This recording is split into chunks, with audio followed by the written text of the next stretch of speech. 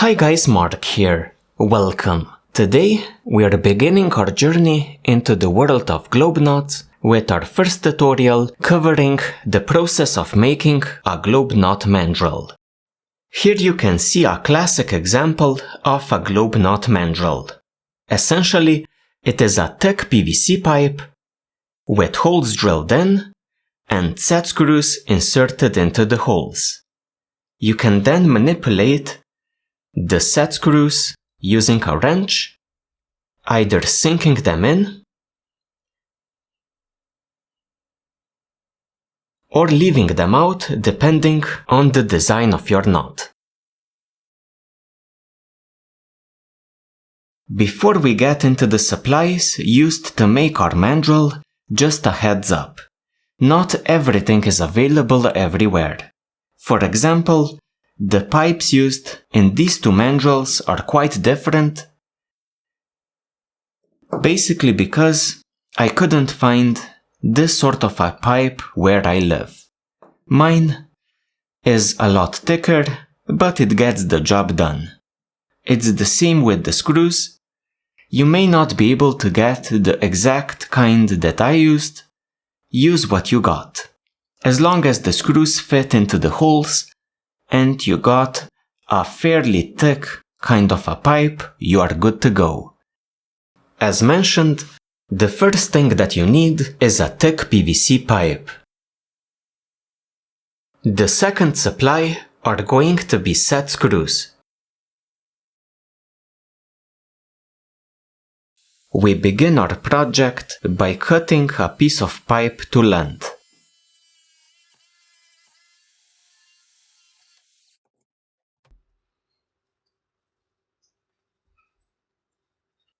After cutting, clean up the pipe using a file and some sandpaper.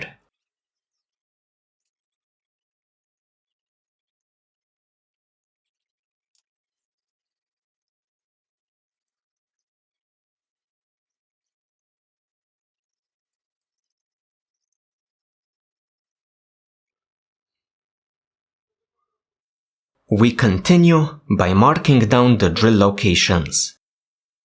First, let's do our rows. Grab a piece of wood, maybe a cutting board, and a ruler. In our case, we're going to be doing our rows 3/8 of an inch apart. First on the left, our first row, 3/8 of an inch from the edge, then the next one, 3/8 of an inch away, and the next one, and the next one. So 4 rows. On the other side, exactly the same thing.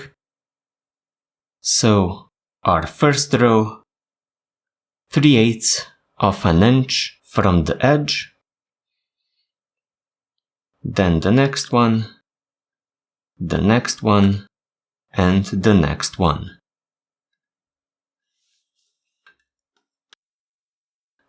Our rows are marked down.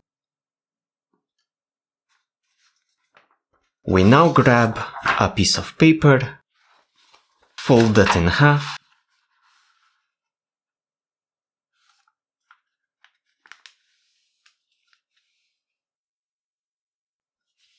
wrap it around our pipe so that we get a tube.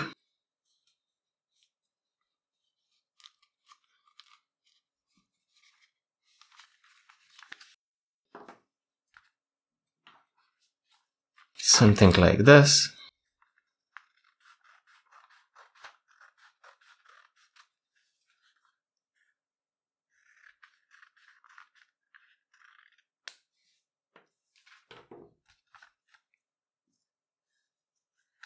We now wrap this tube around, making sure that it is straight.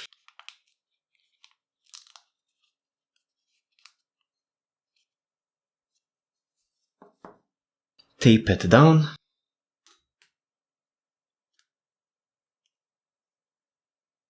and we're going to use the tube as a guide to draw our rows.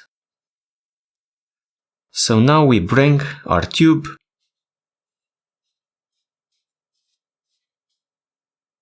up to the first row, draw our row.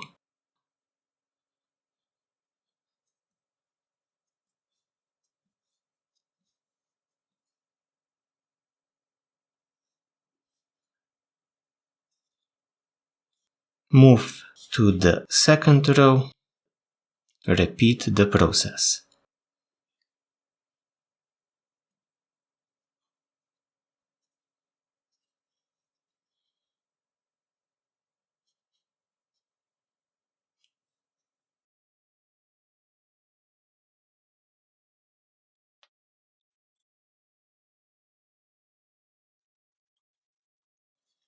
And on the other side,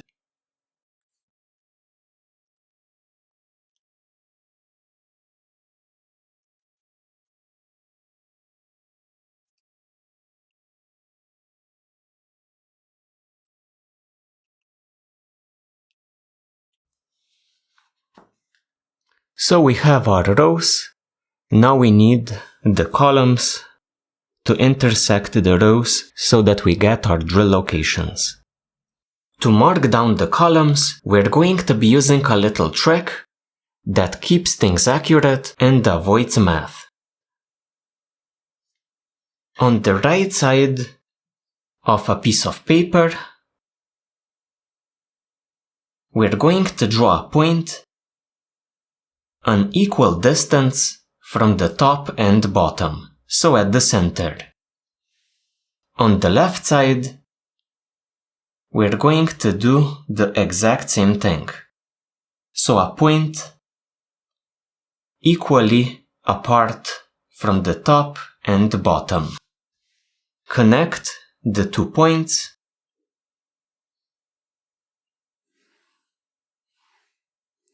Then on the left, mark down an additional 4 points .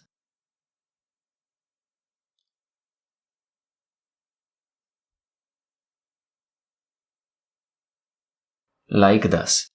So in a 4-column setup, you have a total of 5 points on the left. In a 3-column setup, you would have 4 points. In a 6-column setup, you would have 7 points and so on. Connect the points to the point on the right .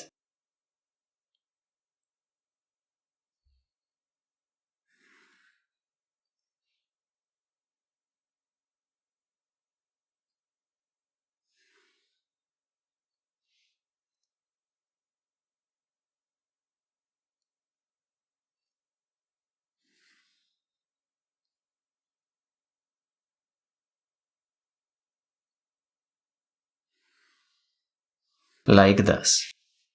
So these points are an equal distance apart. And now we grab a piece of paper and measure the exact distance around our pipe.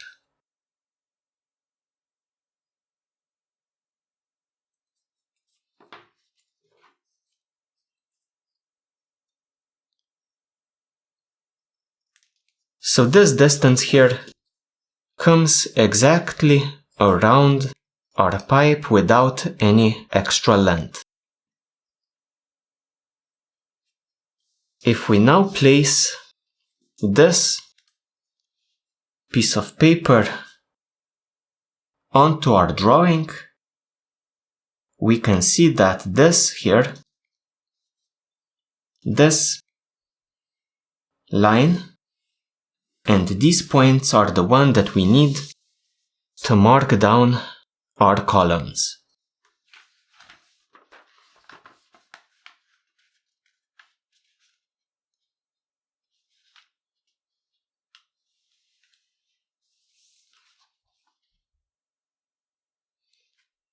Basically, we can now wrap this around and we're going to get these 2 points overlapping, and we're going to have 4 points remaining. So we have our 5 points at the top. I've cut this off since we don't need it. I'm going to wrap this section around my pipe, then secure it with a bit of tape.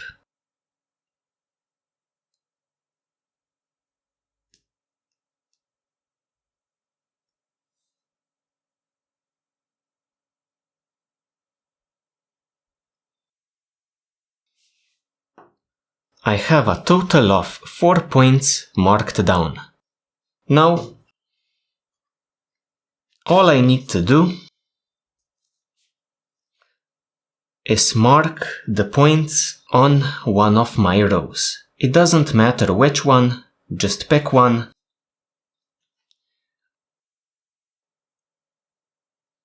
One column, the second one,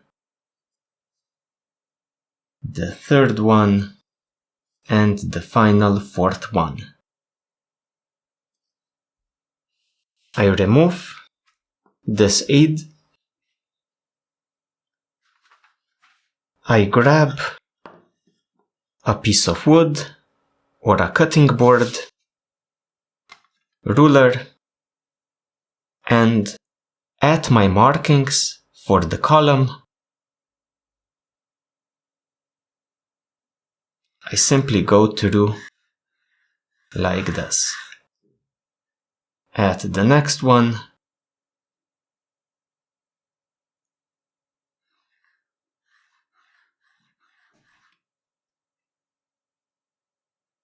at the next one,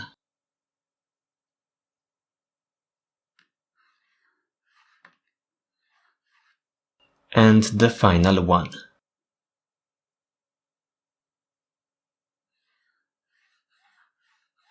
So, 4 columns marked down. We have all of the intersections that we need. So are drilling locations.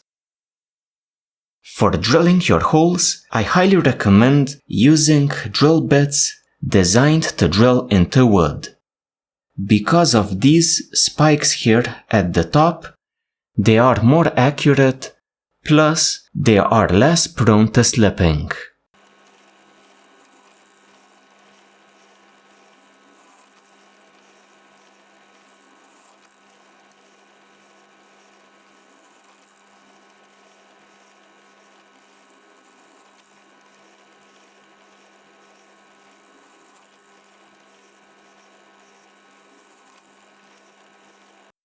Finally, we attach our set screws using a hex wrench. Now, the first time that we do this process is a bit tight or snug since the screws need to cut in the threads in the holes. After that, moving the screws gets a bit easier.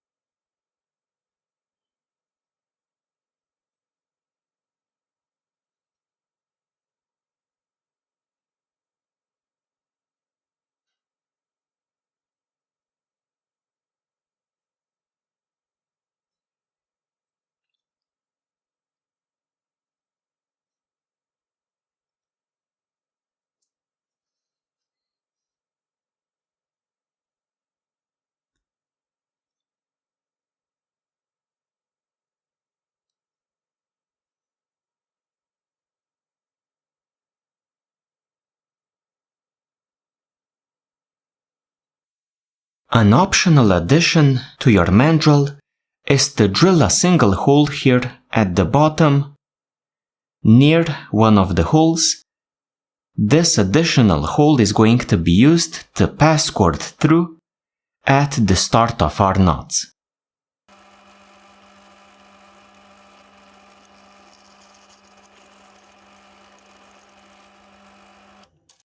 So the additional hole comes up somewhere like this.